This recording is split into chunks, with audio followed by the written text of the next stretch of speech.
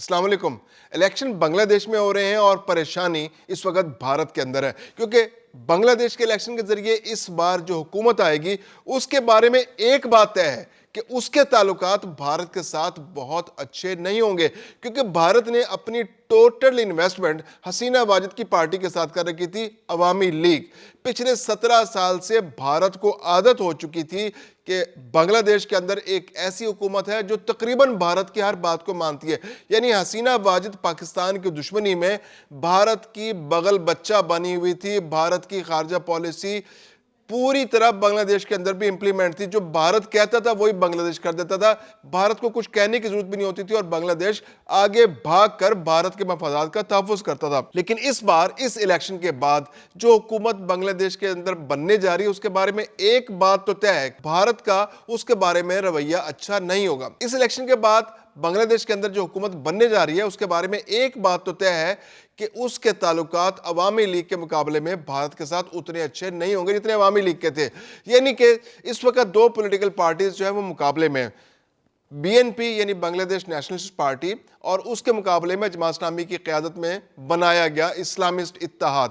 Be N P اور Islamist اتحاد اس وقت تقریباً برابر چل رہے ہیں۔ جو ایگزٹ سرویز ہیں، جو ایگزٹ پولز ہیں، جو سرویز وہاں پر ہوئے ہیں، ان سرویز کے مطابق، ایک سروے کے مطابق تو تقریباً برابر ووٹ پڑنے جا رہے ہیں۔ بی این پی کی مقبولیت جو ہے وہ تقریباً 44% ہے اور جماعت اسلامی اور اس کے اتحادیوں کی مقبولیت 43 یعنی 43.9%، یعنی 43.9%، یعنی تقریباً 44%۔ جو دیہی علاقے ہیں وہاں جماعت اسلامی زیادہ پاپولر ہے اور بی این پی جو ہے وہ شہری علاقوں میں زیادہ پاپولر ہے، اور یہ ایک بہت اہم الیکشنز ہونے جا رہے ہیں۔ اس کے اندر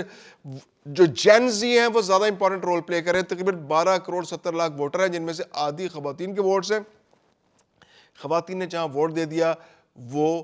جیت جائے گے۔ جین زی نے جہاں ووٹ دے دیا، جو میکسیمم ہے، جو اس وقت بہت بڑی تعداد میں الیکشن میں ووٹ ڈالنے جا رہے ہیں، ان کا ووٹ ڈیسائسو ہوگا۔ جین زی کا ووٹ اس لیے ڈیسائسو ہے کہ جو کیمپین ہے، جو حسینہ واجد کے خلاف کیمپین چلی، وہ نوجوانوں نے چلائی۔ نوجوان بہت زیادہ موبلائزڈ ہے اور ان کو موبلائز کرنے میں جماعت اسلامی کا کردار بہت اہم رہا ہے۔ جماعت اسلامی کی پاپولیرٹی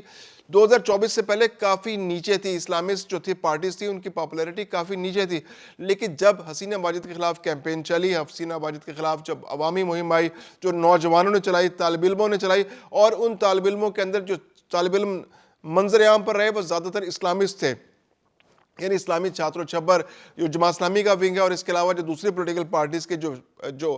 طلبہ ونگ تھے، انہوں نے اہم ترین رول پلے کیا اور حسینہ واجد کی چھٹی کرانے میں ان کی جو کوشش تھی وہ رنگ لے کر آئی۔ تو اب وہی نوجوان وہی الیکشنز کے اندر اہم ترین رول پلے کرنے جا رہے ہیں۔ جماعت اسلامی کو ان نوجوانوں کی ایک بڑی تعداد کی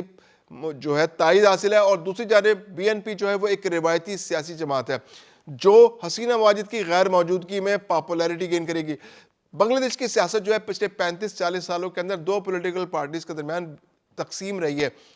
عوامی لیگ اور بی این پی۔ جب عوامی لیگ جیتتی تھی تو بی این پی دوسرے نمبر پر ہوتی تھی، اور جب بی این پی جیتتی تھی تو عوامی لیگ دوسرے نمبر پر ہوتی تھی۔ عموماً بی این پی اور جماعت اسلامی مل کر حکومت بناتے تھے اور عوامی لیگ جو ہے وہ اکیلی حکومت بنایا کرتی تھی۔ اس بار جو ہے بی این پی اور جماعت اسلامی جو پہلے ہمیشہ اتحادی رہے ہیں، جس میں بی این پی کا رول بہت بڑا ہوتا تھا اور جماعت اسلامی میکسیمم 17 سے 18 سیٹیں بنگلہ دیش کے الیکشنز میں لیا کرتی تھی، لیکن اس بار جس طرح سے ایگزٹ پول سامنے آ رہے ہیں، ایگزٹ پولز کے اندر جو میکسیمم جو زیادہ تر جو ایگزٹ پولز ہیں ان کے اندر جو ان کے درمیان جو ڈسپیرٹی وہ نہ ہونے کے برابر ہے۔ 44% لوگ جو ہیں وہ بی این پی کو سپورٹ کر رہے ہیں اور تقریباً 43 سے 44% لوگ ہی جماعت اسلامی کی قیادت میں جو اسلامی اتحاد ہے اس کو سپورٹ کر رہے ہیں۔ تو آج کا دن جن لوگوں نے جین زی کو زیادہ موبلائز کر لیا، جو ووٹروں کو زیادہ، یعنی جب 1% کا فرق ہوتا ہے تو اس کے اندر وہ لوگ جیت جاتے ہیں جو ووٹروں کو زیادہ اچھے انداز سے لے کر پولنگ سٹیشنز تک آ سکتے ہیں۔ ایسے میں روایتی سیاسی جو جماعتیں ہوتی ہیں ان کو زیادہ اعزاز حاصل ہوتا ہے،